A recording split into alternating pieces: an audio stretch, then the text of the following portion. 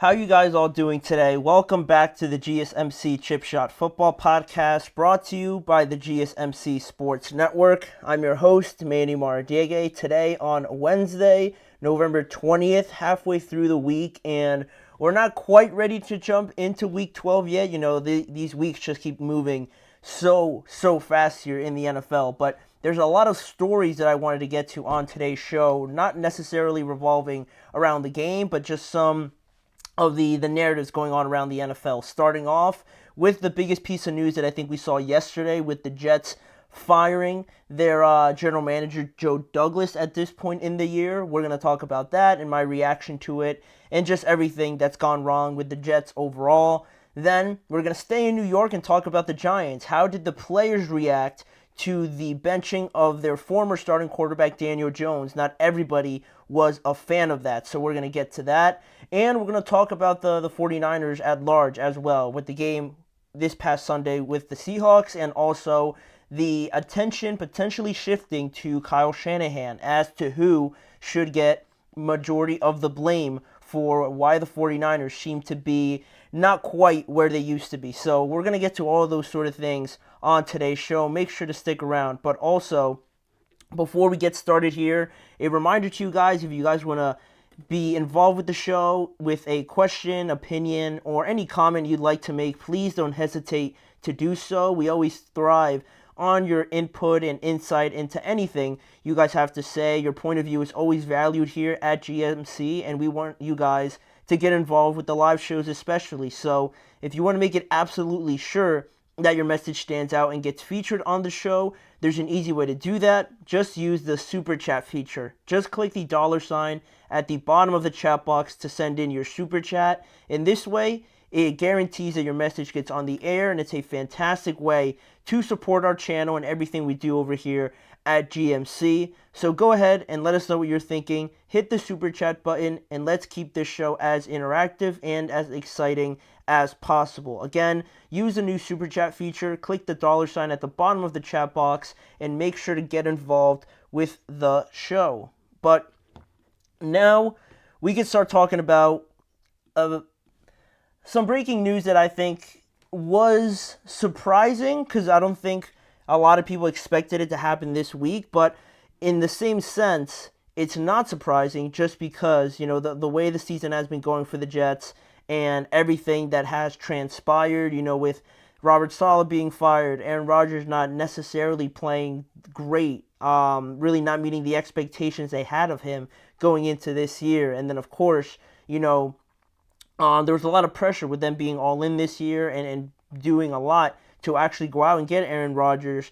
The flip side, if things went wrong, was what we're getting right now. People losing their jobs, and it seems like we're heading towards a complete restart with the Jets. And, that all starts with the news that broke yesterday that the Jets had fired their now former general manager, Joe Douglas, after the loss to Indianapolis. It dropped the Jets to 3-8 on the season, and they decided that it was better for them to part ways with Joe Douglas. In particular, it was Ambassador Woody Johnson that parted ways with Joe Douglas, much like he did with Robert Saleh. He informed Joe Douglas of the decision this week, and now looking back at his tenure here with the Jets, Joe Douglas was hired back in 2019, and since then, he's gone with a record of 30-64 as the general manager for the New York Jets, and he never had a winning record in those 5 years over here in New York. He was hired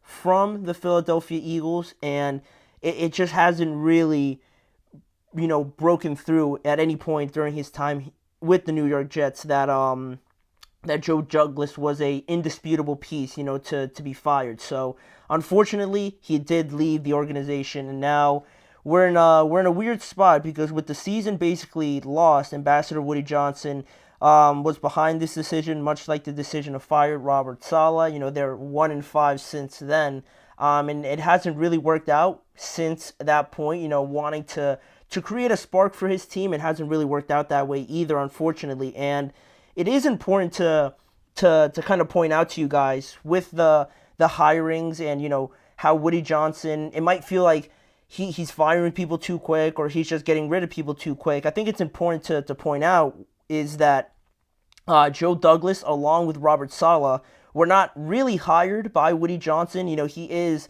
seen as like the owner, and he goes by Ambassador Woody Johnson, but they were actually hired by the co-owner and the vice chairman Christopher Johnson during Woody Johnson's absence during Donald Trump's last presidency. And why am I bringing that up? Why does that sound like, if you're really not aware of the situation, why does that sound so random? It's because last time Donald Trump was the president, Ambassador Woody Johnson actually went over to the United Kingdom and was granted the ambassadorial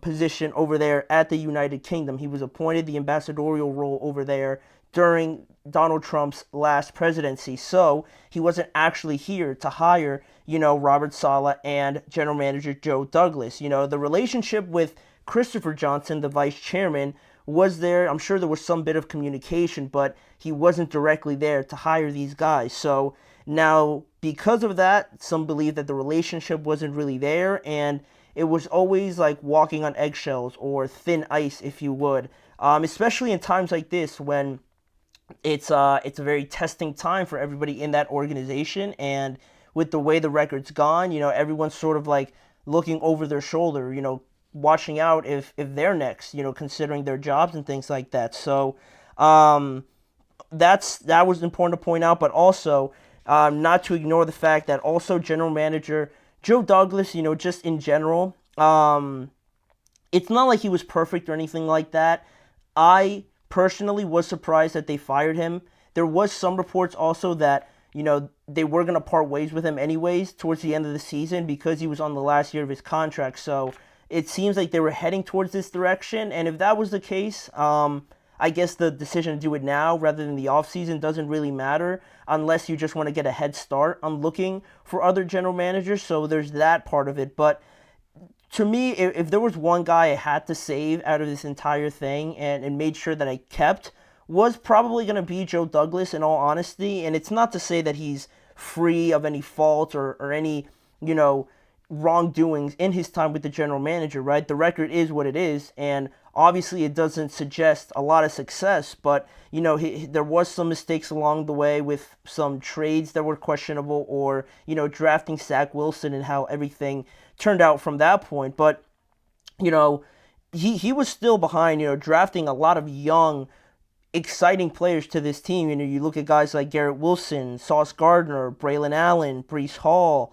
Will McDonald, Jermaine Johnson. All these guys were drafted under Joe Douglas, and that's sort of what he did over there with the Eagles, identifying talent. So he brought that over, and he was able to bring in really the young core of this team with all those guys that I just mentioned. But and for that point only, I would have thought that it was going to be enough to keep him. But of course, the NFL is a results-driven business, and if you look at Joe Douglas having 6 years at the position and not really see any drastic improvement, you could make the argument about whether or not, he should have gone or should have left. But personally, I would have kept him around. I thought he was pretty low on, if we were going to rank the problems with the Jets, I would have probably gone to a couple issues rather than just blaming it on Joe Douglas. But, and it just reminds me of what Aaron Rodgers said at the beginning of this entire project, right? At the beginning of this season where, he was supposed to play,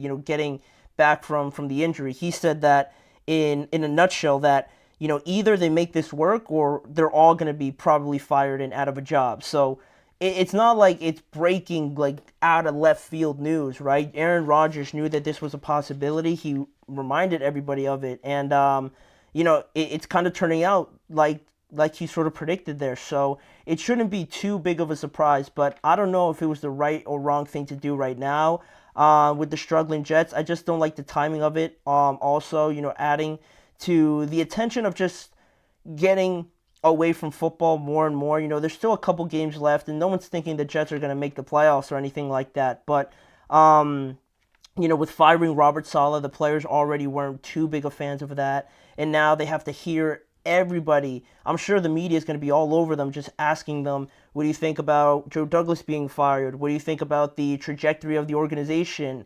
Do you agree with these moves? All these things outside of football. There's no surprise why they look like they do on Sundays, right? They're being asked constantly about these things, and they have to think about them, and they kind of drift away from focusing on their next opponent. So instead of focusing on finishing the season as strong as possible, doing things like this, they're going to have to answer questions about it, where it's probably the last thing they want to do, right? Considering that they're losing games and the tension's already high, you don't want to keep answering these questions, right? I can only imagine how annoying that is. And just overall for the Jets, in this situation, I know that the playoff hopes aren't there, but now we have to think, in a macro sort of view, right? What does this mean for the Jets going forward?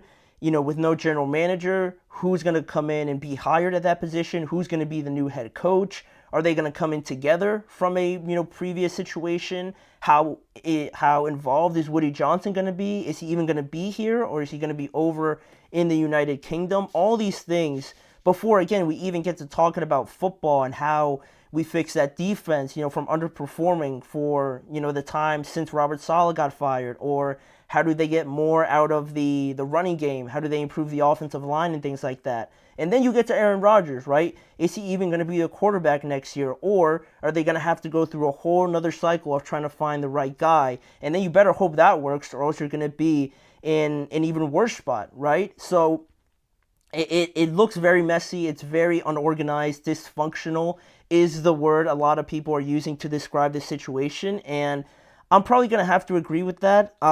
It's just all gone wrong. And, you can't blame them, again, because we knew that this was a possibility. Once they went all in to go out and get Aaron Rodgers, to not only do that, once things weren't going great, to go and bring in Davante Adams and things like that. What if Aaron Rodgers moves on? What's going to happen with Davante Adams? All these sort of things.